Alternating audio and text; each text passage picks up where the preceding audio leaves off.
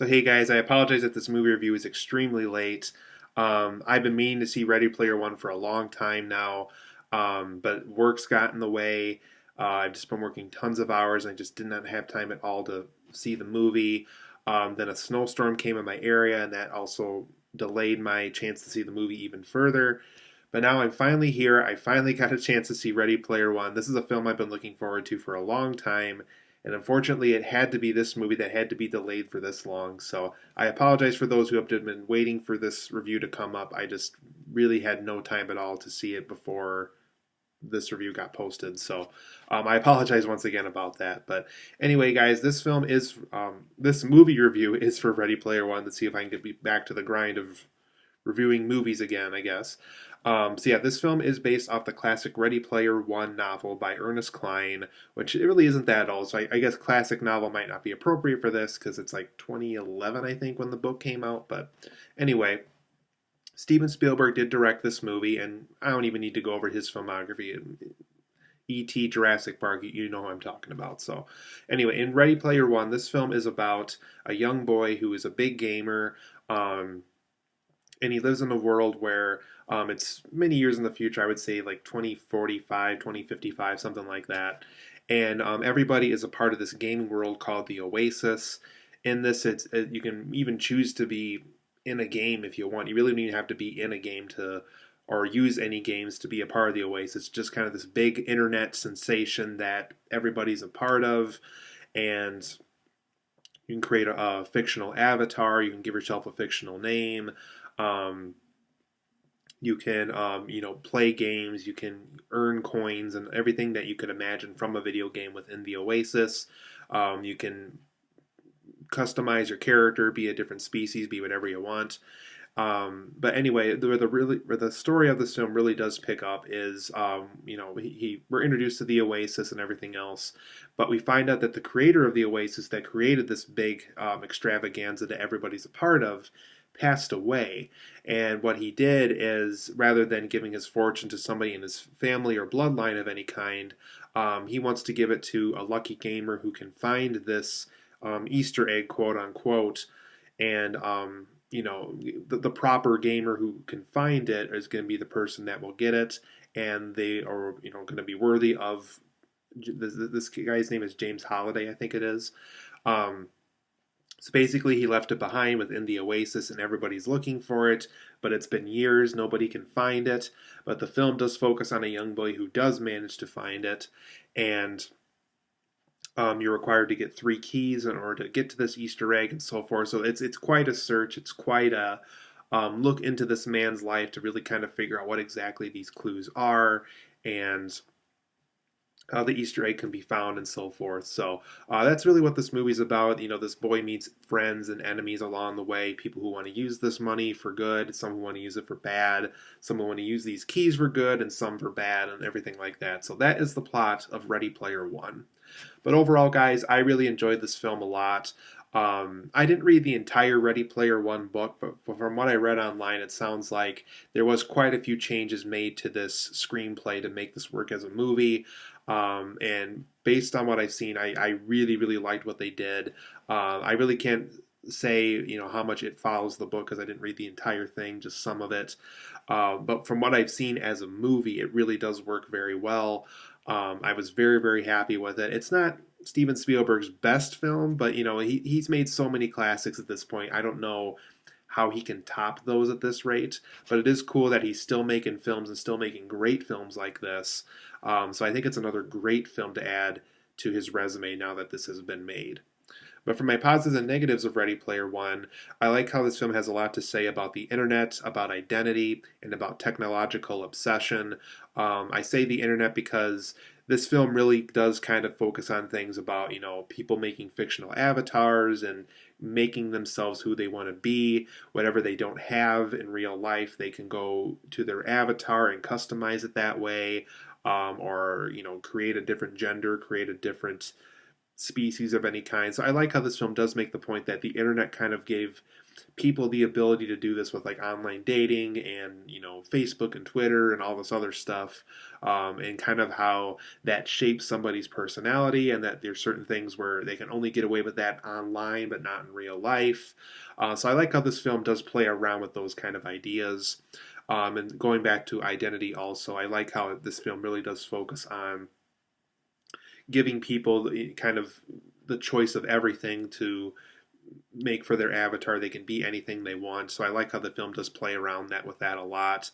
And then I say technological obsession because I like how this film plays around with, if people who are really big on music or really big on video games or really big on movies, that's kind of their getaway from the real world thing. So let's say you don't like your job very much, or let's say things aren't going well in your life that well, but that's kind of your getaway. That's kind of the thing that you really enjoy, that you really have a passion for, that kind of gets you away from all the big troublesome things in real life stuff. I like how this film just kind of play around with that, how it's kind of the escape, but it's an escape that we should embrace more often, that we should really embrace about ourselves. So I like how this film really does play around with that idea too. I also like the film's message about entertainment being for everyone. If a film is really big and it makes an impact on people, that's going to impact everybody. That's going to impact pop culture. That's going to impact merchandise. Things like that. I really like how this film does play around with that kind of message quite a bit. I also like how this film offers several interesting and investing characters for us to be invested in. Um, they really did make characters that really do feel like people we can follow and root for, and really people that we really want to make sure that can find these keys in this Easter egg, and also characters that are looking for it too, that we're not supposed to like, but we kind of understand the motivation behind those characters, thus the villain of the movie.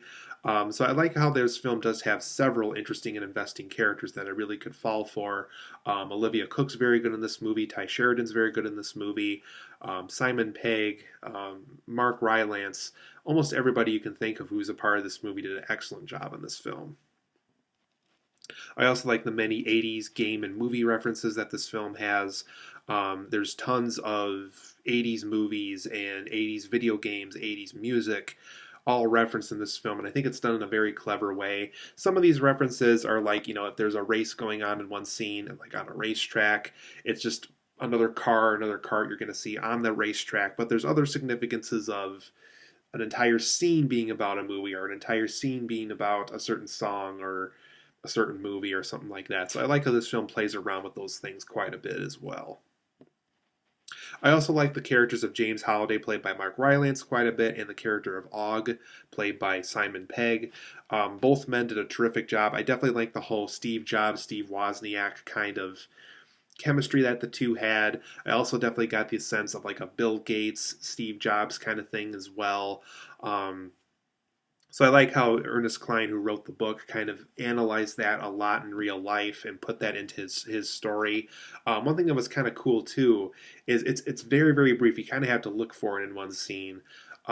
They do acknowledge the fact that Steve Jobs would exist in this world. Obviously, he's already gone now. So in this future, people kind of view him as this James Holliday is kind of the next Steve Jobs and so forth. So, but anyway, I really like what these two actors did with these two characters, and I like the references of the real life people that they're based on, such as Steve Jobs and Bill Gates and Steve Wozniak and so forth.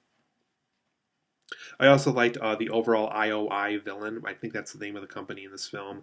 That played by Ben Mendelsohn. Once again, not just the evil guy. Really, he really does have a motivation behind him. You really kind of understand what he's going after. And once again, he's not just the evil guy. He has a motivation behind what he's doing. He has connections to James Holliday himself. I just really like the overall villain they wrote for this story. And overall, I just thought this was an interesting story overall. I just love the idea of gamers looking for an Easter egg that's worth a lot of money, and becoming friends with people that have a hard time connecting with people in the real world. And I just like the overall experience this movie had. It just had a great story behind it, and I really got invested with what was going on in it. But for my negatives of Ready Player One, and why I don't think it might stand the test of time the way like E.T. or Jaws or Indiana Jones might for Steven Spielberg's career, is for these reasons I'm about to list. I feel the character of Wade Watts, played by Tye Sheridan, who's the lead character in the movie, we really don't get to see his home life that often. It does kind of feel underexplored to me. I understand why it was as limited as it was for those who see the film, you know what I'm talking about story wise, and why they kind of couldn't play around with it even more. Um, but I feel like it just felt underexplored. It just really felt like there was more to it than what they showed. But I understand why Spielberg didn't expand it as much as he did. I think he kind of viewed it the same way I did in the sense that, you know, it's in the story, it happened, it's there, but there's a certain point in the story where we really can't continue that story too much more. But I just feel it just felt underexplored. Something could have been further done with it, I think, even though if it's not super significant to the plot. Another negative I had with this movie is it felt very CGI heavy after a while. Though I understand, you know, a story like this has to be very visual effects heavy and has to be done in CGI in a lot of moments. There's just certain moments where I felt like certain things could have been a little bit more practical and could have been done more on a set somewhere. And it just kind of takes the easy CGI green screen room way out of that.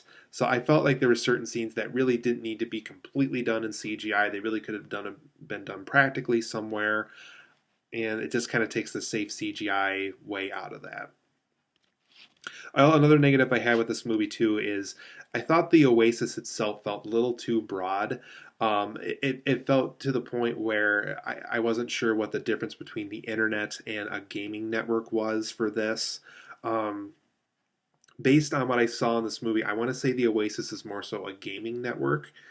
But then that brings up the question, what do people do when they want to go on the internet? What if people don't want to have an Oasis account, but they want to go on the internet to check something like whether it is Google or Amazon or any of those kind of places? You know, that's one thing that this film didn't quite clarify for me, and then it kind of got on my nerves after a while. Is the Oasis the internet and the gaming network, or is it just a gaming network, or is it a advanced version of the internet? So that was one part of the Oasis that didn't quite make complete sense to me. But that was just kind of a nitpick that did kind of bother me and kind of hurt the experience a little bit for me. But it's there, and I got to acknowledge what's been done. So, but overall, Ready Player One, I think it's an excellent film. It's a very good Steven Spielberg movie. Probably his best film since Bridge of Spies. I really like Bridge of Spies a lot too. Just tons of things I love about it. I'm a huge gamer myself and a huge film guy, so both of those aspects of my life were fulfilled in this movie. But like I said, a couple of negatives kind of wearing it down a little bit. But 9 out of 10 for me. I highly recommend this movie. Go see Ready Player One if you haven't had a chance to yet.